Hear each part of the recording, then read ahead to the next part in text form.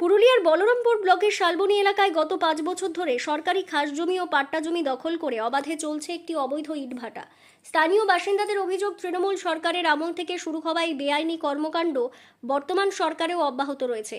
এই ইটভাটাটি পরিচালনার অভিযোগ স্থানীয় বাসিন্দা সুভাষ মাহাতোর বিরুদ্ধে। অবৈধ এই ভাটার কারণে স্থানীয় পরিবেশ মারাত্মকভাবে ক্ষতিগ্রস্ত হচ্ছে এবং এলাকায় দূষণ ছড়াচ্ছে। গত 30 জুন 2026 তারিখ ভূমি ও ভূমি রাজস্ব দপ্তর ব্লকের বিডিও ও স্থানীয় থানায় লিখিত অভিযোগ জানানো হলেও প্রশাসনের পক্ষ থেকে এখনো কোনো ব্যবস্থা নেওয়া হয়নি। ভুক্তভোগী গ্রামবাসীরা দাবি তুলেছেন এই ইটভাটা বন্ধ করে ওই জায়গাটিকে খেলার মাঠ হিসেবে গড়ে তোলা হোক। প্রশাসনিক নিষ্ক্রিয়তায় ক্ষুব্ধ গ্রামবাসীরা বৃহস্পতিবার সংবাদ মাধ্যমে ক্ষোভ উগরে দেন। বলরামপুর ব্লক ভূমি ও ভূমি রাজস্ব দপ্তরের আধিকারিক চিন্ময়পতি জানিয়েছেন, বিষয়টি শীঘ্রই খতিয়ে দেখে উপযুক্ত ব্যবস্থা নেওয়া হবে। তবে প্রশ্ন উঠছে, লিখিত অভিযোগ সত্ত্বেও কেন প্রশাসন গত 5 বছর ধরে নীরব রয়েছে এবং কার ছত্রছায়ায় এই অবৈধ কারবার চলছে, আর কিভাবেই বা কারো নামের থাকা পাট্টা জমি দখল করে কেউ ব্যবসা চালাতে পারে।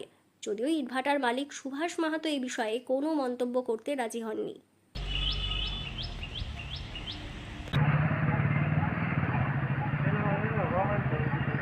এই যে ভাটা বহুত দিন থেকে চলছে, এটা আমি জানাইছি আইসিকে, বিএলআরওকে, বিডিওকে এবং আমাদের যে যিনি বিধায়ক আছে তিনাকেও জানানো হয়েছে। কত বছর ধরে চলছে এটা প্রায় 5-7 বছর থেকে চলছে। বিগত দিনেও বলা হয়েছে কিন্তু কেউ শুনে না। এটা কোন জায়গায় চলছে? এটা শালবনী গ্রাম বাড়ির পেছনে। এই জায়গাটা কি পুরোপুরি সরকারি?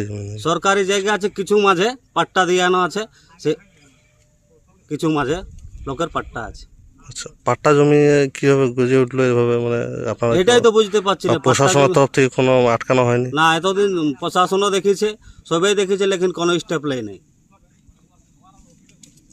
আপনি তো লিখিত দিয়েছেন আপনারা? হ্যাঁ, আমি লিখিত দিয়েছি। লিখিতটা কাকে দিয়েছেন? আমি আশিকে জানাইছি, এখানে বিএলআরকে জানাইছি, আচ্ছা, আর বিডিওকে জানাইছি। তো ওনাদের তরফ থেকে কোনো স্টেপ নিয়েছে কি? আমি এটা দিয়েছি 30/6/2026-এ।